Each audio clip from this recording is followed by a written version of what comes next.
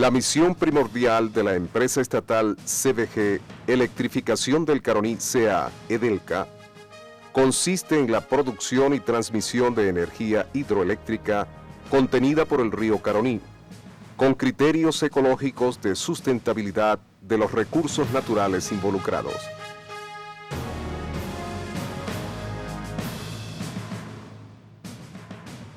La central hidroeléctrica Guri, situada en el área del Bajo Caroní, al sur de Venezuela, considerada como la obra magna de la ingeniería venezolana, posee una capacidad de 10.000 megavatios y su construcción se efectuó en un periodo de 23 años.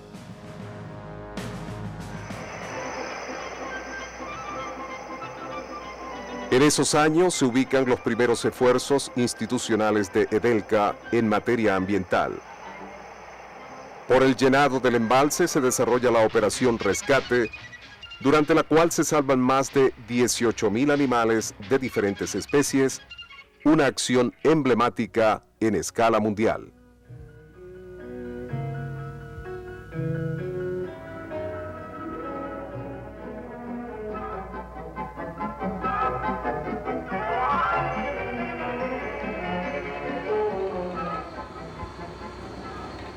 Durante el desarrollo de la segunda etapa de Guri, 1975-1986, se construyó la presa de tierra de la margen derecha, requiriéndose de 60 millones de metros cúbicos de material impermeable extraídos de un área de préstamo de aproximadamente 700 hectáreas, localizadas en el bosque aledaño al sitio de la presa, y dejando fuera del área de inundación una vasta zona desprovista de capa vegetal sujeta a erosión por efecto de la lluvia y del viento.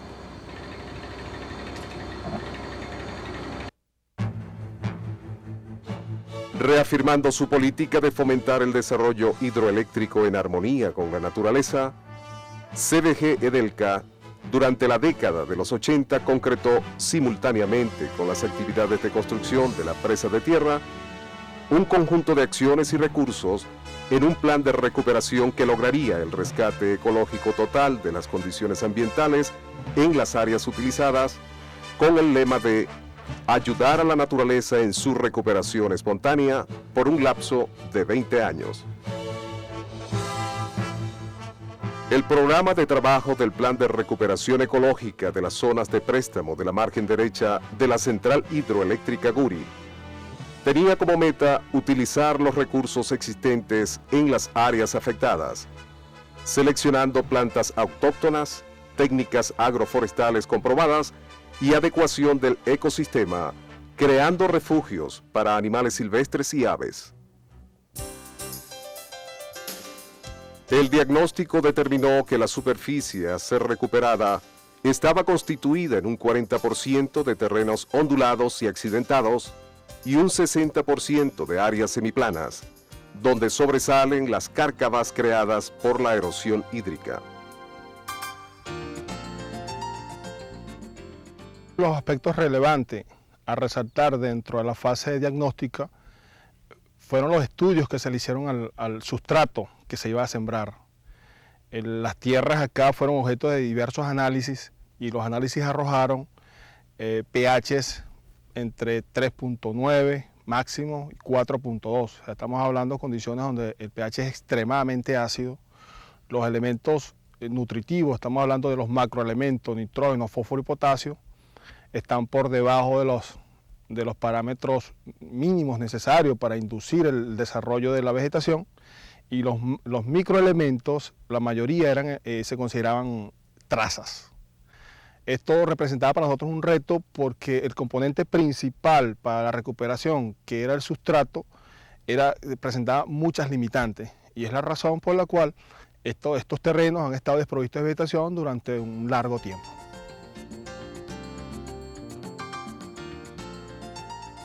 Se estableció un lapso de 3 años para formular y validar diferentes metodologías de siembra.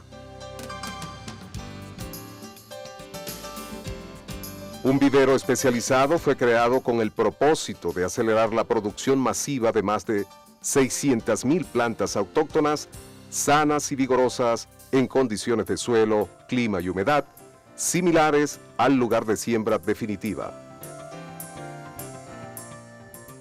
Estadísticamente y de acuerdo a los ensayos evaluados, las especies gramíneas conocidas como braquiarias, Brachiaria decumbens y Brachiaria humidicola, demostraron ser las más efectivas, confiables y económicas para la siembra en zonas planas y taludes de mediana inclinación, estableciendo rápidamente una cobertura vegetal a corto plazo. Después de experimentar con 12 familias de plantas, solamente 3 de ellas dieron resultados de importancia. Del grupo de las gramíneas se destacó la especie conocida como el carrizo, Panicum maximum, para la estabilización de taludes.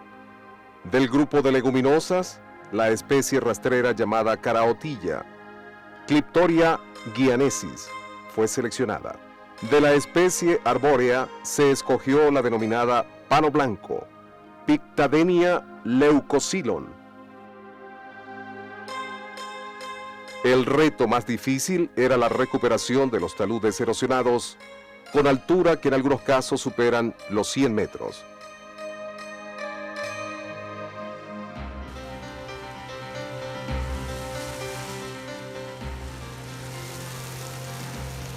Hidrosiembra, un sistema eficiente y práctico para la estabilización de corte o terraplén de elevada pendiente, fue el método novedoso que se escogió después de varios experimentos.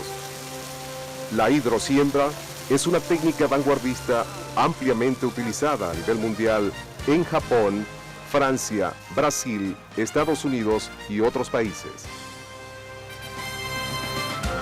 La técnica de la hidrosiembra se efectúa con máquinas especiales y consiste en dispensar un lodo enriquecido, llamado mezcla de siembra, sobre los taludes. Este lodo es un líquido pastoso formado por arcilla, agua, sustancias adherentes, fibra vegetal, emulsiones asfálticas, fertilizantes químicos, biofertilizantes y semillas de plantas autóctonas e introducidas como las braquiarias.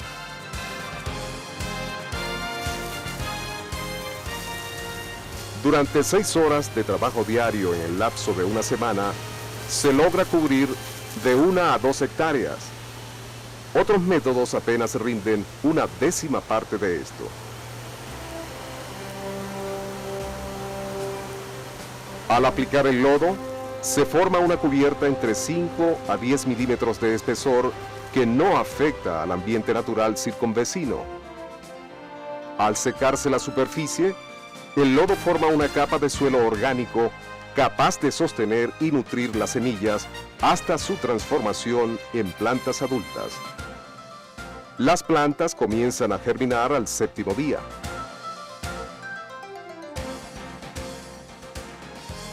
Paulatinamente, en los taludes tratados se notan cambios durante la primera y segunda semana. Luego, a los 30 días y finalmente a los 6 meses, se pueden apreciar la cobertura total del área sembrada. En cada metro cuadrado de área sembrada nace un promedio de 80 a 120 plántulas, de las cuales se requiere un mínimo de 8 para cubrir 1 metro cuadrado.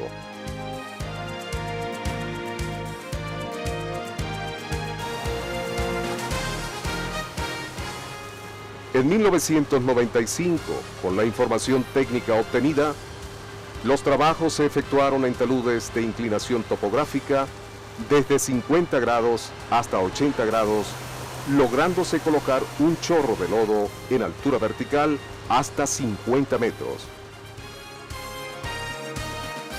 La siembra de las diferentes especies de árboles y plantas, más de 19 familias, se realiza anualmente durante la época de lluvia. La precipitación anual promedio es de 1.330 milímetros. El alcance de este programa ambiental no se limita a las tareas de reforestación únicamente. También se extiende a crear hábitat para un número significativo de animales de la zona que migran hacia estas y sirven de hogar a los muchos otros que se introdujeron como chigüires, morrocoyes, loros, lapas, pericos, cunaguaros. Se logró una integración armónica entre los distintos elementos de la naturaleza. Se inicia el programa de rescate de alrededor de 100 hectáreas de lagunas creadas durante la fase de inducción y se mejoran sus condiciones biológicas mediante la incorporación del pato doméstico. Se introducen varias especies de la fauna acuática autóctonas como cachamas y cotúas, tortugas, garzas y otros. El pato doméstico, Anas boscas, es un excelente transformador de alimentos de bajo valor biológico y nutrientes que aporta al agua de las lagunas a través de sus excrementos, que son elementos básicos para el desarrollo de las cadenas acuáticas. Los alevines, peces bebé de la especie cachama negra, Colosoma macropomum, se alimentan de los desechos que provienen del comedor de la central hidroeléctrica Guri. Recurso abundante y poco utilizado, es una alternativa adicional a bajo costo y rica en materia orgánica.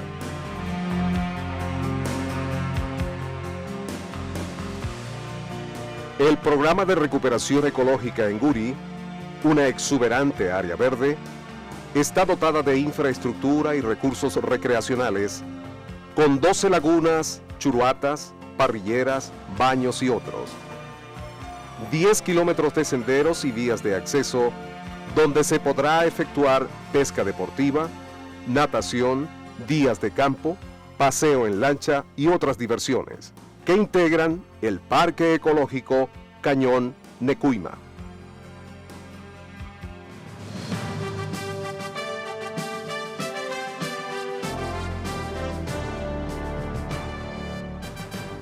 La recuperación ecológica de las zonas de préstamo de la margen derecha de la central hidroeléctrica Guri, en la región de Guayana, es una iniciativa ambiental inscrita en la mejor práctica conservacionista puesta en marcha por una filial de la Corporación Venezolana de Guayana, CVG, Edelca, la empresa de generación hidroeléctrica. Agua limpia y abundante y energía económica y no contaminante para el nuevo milenio y un nuevo amanecer para Venezuela.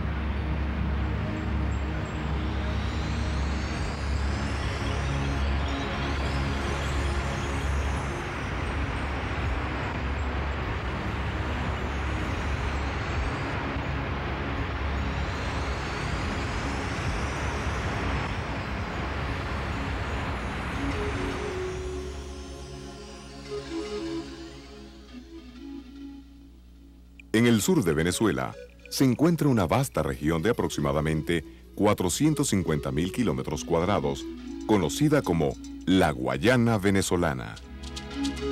Comprende los estados Bolívar, Delta Amacuro y Amazonas, entidades que albergan un gran inventario de recursos naturales y humanos, cuyas potencialidades son prometedoras para el desarrollo de Venezuela. Guayana está cruzada por unos 122 grandes ríos y más de 2.000 afluentes y riachuelos.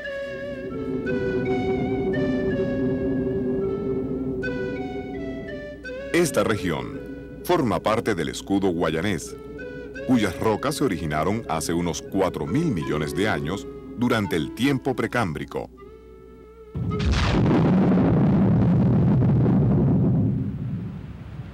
Geológicamente, Guayana está asentada sobre un basamento de rocas ígneas y metamórficas consideradas las más antiguas del planeta.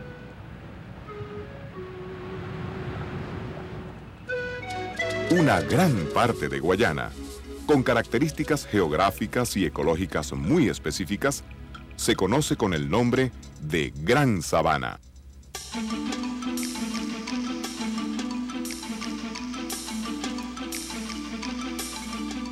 Allí se encuentra la cuenca alta del Caroní. La presencia de grandes mesetas escarpadas, llamadas tepuyes, constituye el accidente geográfico que mejor identifica a la Gran Sabana.